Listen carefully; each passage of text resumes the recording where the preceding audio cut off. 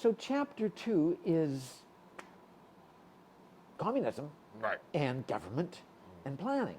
And it looks at the role of the Communist Party in modern China. And the role of the Communist Party in modern China is very important.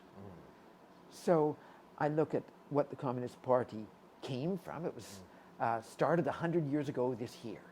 So this is the 100th anniversary of the Communist Party of China. China was physically unhealthy. The people were unhealthy. It was poor. It was backward from a technological point of view. And then under the leadership of the Communist Party, China, through a Soviet style of planned economy, had relatively fast rates of economic growth through to the 1970s. And then after that, it switched tracks. And in the opening up and reform period, it's embraced a market economy framework. And so that's under the leadership of the Communist Party. So I think it's important to understand how that organization works and what economic planning was under the Soviet style economic planning, which was from 1949 to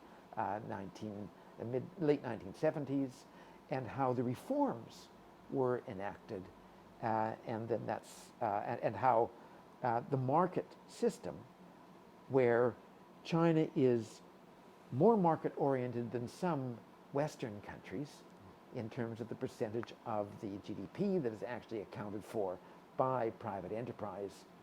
And it's very much using the markets to allocate resources and to allocate goods and services.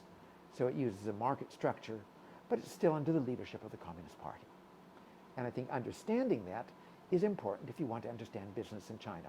You have state-owned enterprises, you have privately owned enterprises, you have non-government agencies, non-government entities, but it's still under the framework of leadership of the Communist Party.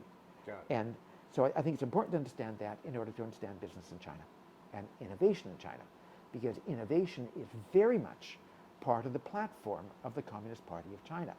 It's part of their overall philosophy about where we're going, and it is something that is a KPI. It's a key KPI. What does KPI mean? Key performance indicator. Key performance indicator. Thank you very much.